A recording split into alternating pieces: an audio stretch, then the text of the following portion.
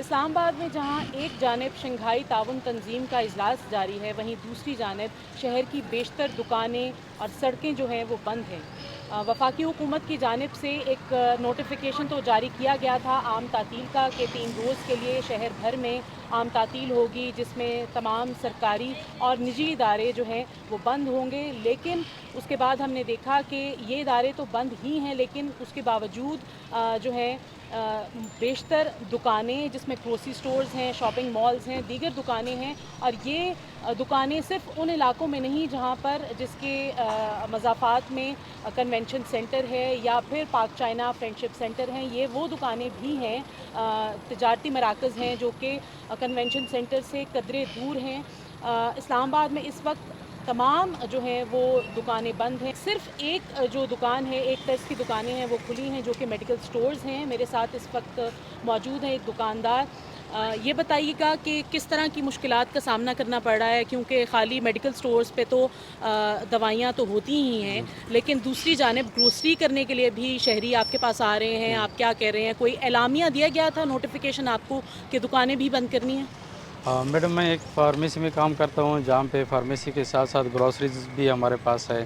ہمارا grocery section بند ہے اور اس کے لیے ہمیں وربلی بتایا گیا تھا کہ یہ بند ہوگی، ہمیں کوئی نوٹیفیکیشن گورنمنٹ کی طرف سے ملا نہیں ہے۔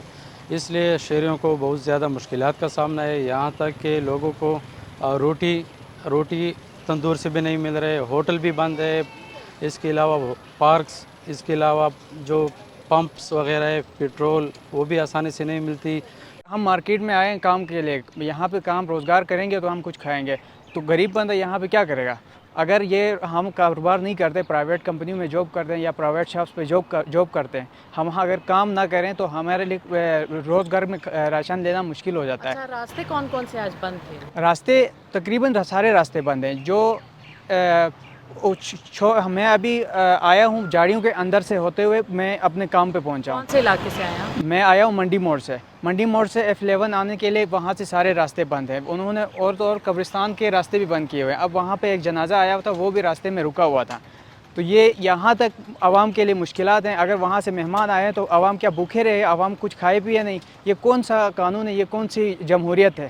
لوکل ٹرانسپورٹ نہ ہونے کی وجہ سے بہت ساری دشواری کا سامنا کرنا پڑ رہا ہے۔ میں ہی کیا، لوگ اتنا ذل و خوار ہو رہے ہیں۔